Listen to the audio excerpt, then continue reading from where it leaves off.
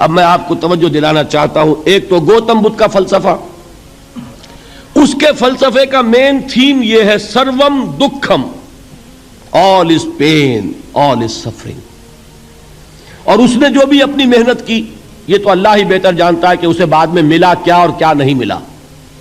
ایک بات آپ سے عرض کر دوں، گوتم بدھ کے بارے میں ایک بہت جید عالم میرے نزدیک بر صغیر پاک و ہند کے علماء میں جو اس صدی کے علماء ہیں ان میں ان کا بہت اونچا مقام ہے، مولانا مناظر احسن گیلانی رحمت اللہ علیہ.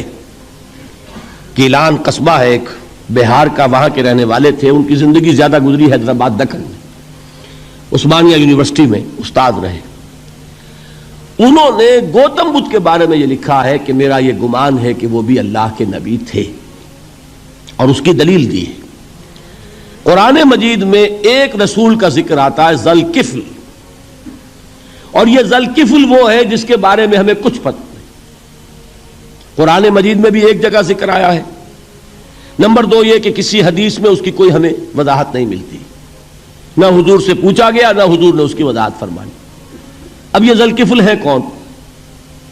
تورات میں جو نبیوں کے نام آتے ہیں ان میں سے کسی نبی کا نام ذل کفل کے آس پاس نہیں بنتا کہ یہ سمجھا جائے کہ یہ اس نام کی بگڑی ہوئی یا بدلی ہوئی شکل بن گئی ہے. تو انہوں نے جو کہا ہے وہ بات وزنی معلوم ہوتی ہے اس اعتبار سے کہ کپل وستو، کپل پے جو ہے وہ عربی میں ہے نہیں، وہ فے بنتی ہے. تو ذل کفل کے معنی کفل والا، اور یہ کفل جو ہے کپل والا، جس کو ہم کہتے ہیں کپل وستو کا شہزادہ. تو انہوں نے یہ کہا ہے کہ گوتم بدھ کے بارے میں یہ خیال، یہ میں عرض کر دوں کہ اس کو ہم یقین سے نہیں کہہ سکتے، یہ ان کا گمان ہے، خیال ہے، واللہ عالم کہیں گے ہم، لیکن امکان ضرور موجود ہے. قرآن کہتا ہے وَلِكُلِّ قَوْمٍ ہاد، ہم نے ہر قوم میں ہادی بھیجے. وَإِن مِّن قَرْيَةٍ إِلَّا خَلَا فِيهَا نَذِيرٌ، کوئی بستی ایسی نہیں دنیا میں جس میں کوئی نہ کوئی خبردار کرنے والا نہ آیا ہو. تو یہ ممکن نہیں ہے کہ وہاں نبی نہ آئے ہوں، لیکن ان کی تعلیمات اتنی بدل گئی ہیں کہ ہم ان کو پہچان نہیں سکتے. حضرت مسیح علیہ السلام کی تعلیمات اگر عیسائیوں سے ہم سمجھیں تو کبھی بھی انہیں اللہ کا نبی نہیں مان سکتے. یہ تو قرآن مجید میں آ کر حضرت مسیح علیہ السلام کی اصل حقیقت ہمیں بتائی، ورنہ تو خدا کا بیٹا ثالث و ثلاثہ ان کو کیسے ہم مانتے؟ لیکن یہ کہ قرآن نے بتایا. تو جان لیجئے ہو سکتا ہے کہ گوتم بدھ بھی اللہ کے نبی ہو، لیکن ہو سکتا ہے کہ درجے میں کہیں گے، یقین سے نہیں کہیں. بہرحال گوتم بدھ نے اس دکھ، رنج، صدمہ، غم جو انسان کا مقدر ہے اس کا مشاہدہ کیا، اور پھر تپسیائیں کی، علم حاصل کیا، رشیوں منوں کے پاس گیا. اس نے کوشش کی کہ معلوم ہو سیلویشن کا راستہ کون سا ہے، اس دکھ سے نجات پانے کی کوئی سبیل بھی ہے کہ نہیں، اس غم سے، اس نجات سے، اس اندوہ سے انسان کسی طریقے سے چھوٹ سکتا ہے یا نہیں. اسی کو سیلویشن کہتے ہیں انگریزی میں، اسی کو ہندی میں نروان کہتے ہیں، اسی کو عربی میں نجات کہتے ہیں. ان نجات معلقۃ بمجموع هذه الاشیاء. میں نے امام رازی رحمت اللہ علیہ کے الفاظ میں آپ کو وہ لفظ بتایا، نجات کی راہ. اچھا، جدید فلسفوں میں جن حضرات کو دلچسپی کی بات ہے انہی کے بارے میں یہ عرض کر رہا ہوں.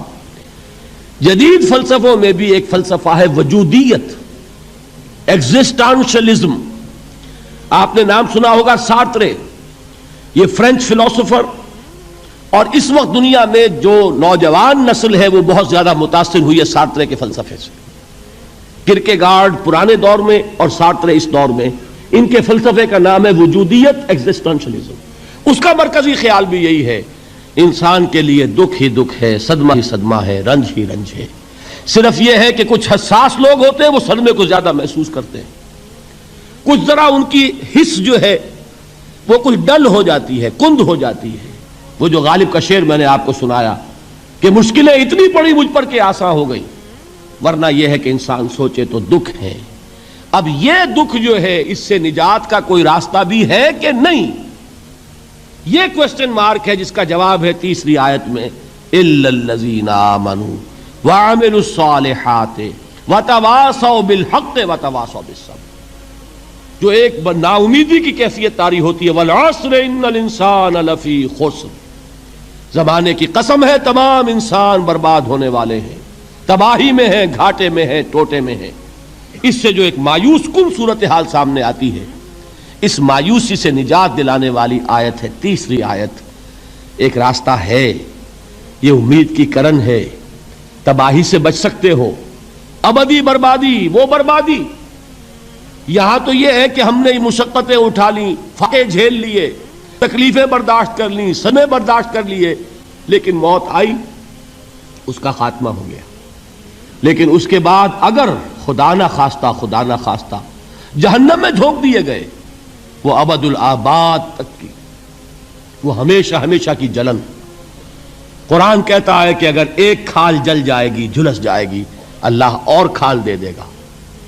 دیکھیے یہ بھی جدید دور میں آپ کو معلوم ہوگا، بورس بکائی نے جو کتاب لکھی ہے، دی فرینچ سرجن، اس نے ثابت کیا ہے کہ قرآن مجید نے جتنے نیچرل فینومینا کا حوالہ دیا ہے وہ بالکل سائنس کے مطابق ہے۔ آج ہمیں یہ معلوم ہے کہ حس جو ہے وہ صرف کھال میں ہوتی ہے، کھال حساس ہوتی ہے، کھال اتر جائے نیچے جو ہے گوشت جلے گا، آپ کو تکلیف نہیں ہوگی۔ معلوم قرآن نے کہا ہے کہ جب کھالیں ان کی جھلس جائیں گی، ہم نئی کھال دے دیں گے تاکہ وہ سوزش جو ہے، وہ جلن کا احساس برقرار رہے، وہ ختم ہونے نہ پائے۔ حالانکہ اس کی ضرورت نہیں ہے، اگر اندر کا گوشت بھی حس والا ہوتا تو پھر کھال دوبارہ عطا کرنے کی ضرورت نہیں ہے، گوشت جلے گا، اس سے بھی جلن کا اور سوزش کا احساس ہو جائے گا۔ لیکن قرآن کہتا ہے کہ نہیں، کلما نضجت جلودہم بدلنا لہم جلودا غیرہا، جب ان کی کھالیں جھلس جائیں گی، جل جائیں گی، ہم ان کی کھالیں بدل دیں گے تاکہ وہ سوزش برقرار رہے۔ ثم لا يموت فیہا ولا یحیا، پھر نہ وہ اس میں جی سکے گا نہ مر سکے گا، نہ زندوں میں ہوگا نہ مردوں میں ہوگا۔ موت کو پکارے گا، کاش کہ موت آ جائے جو مجھے اس مشقت سے اور مشکل سے چھٹکارا دلا دے۔ وہ موت جس سے اس وقت ہم بھاگتے ہیں، اگر خدا نہ خواستہ اس جہنم میں جھونکے گئے تو پھر موت کو پکاریں گے اور موت نہیں آئے گی۔ اس عذاب سے، اس ابدی ناکامی سے، اس خسران سے، اس ابدی ہلاکت سے بچنے کا کوئی راستہ ہے؟ وہ جو میدان حشر میں پکاریں گے لوگ، این المفر، کوئی جائے فرار ہے، کوئی جائے پناہ ہے؟ وہ جائے فرار، وہ جائے پناہ اس دنیا میں اللہ نے ہمیں عطا فرمائی، اسی کا نام صراط مستقیم ہے۔ الا الذین آمنوا وعملوا الصالحات وتواصوا بالحق وتواصوا بالصبر، ایک راستہ ہے، اس کے یہ چار نشان ہائے راہ ہیں، سنگ ہائے میل ہیں۔ پہلا ایمان، دوسرا عمل صالح، تیسرا تواصی بالحق، چوتھا تواصی بالصبر۔ اس صراط مستقیم پر بچو گے، نروان حاصل ہو جائے گا، نجات حاصل ہو جائے گی، کامیابی سے ہمکنار ہو جاؤ گے، اس ابدی خسران سے نجات پا جاؤ گے۔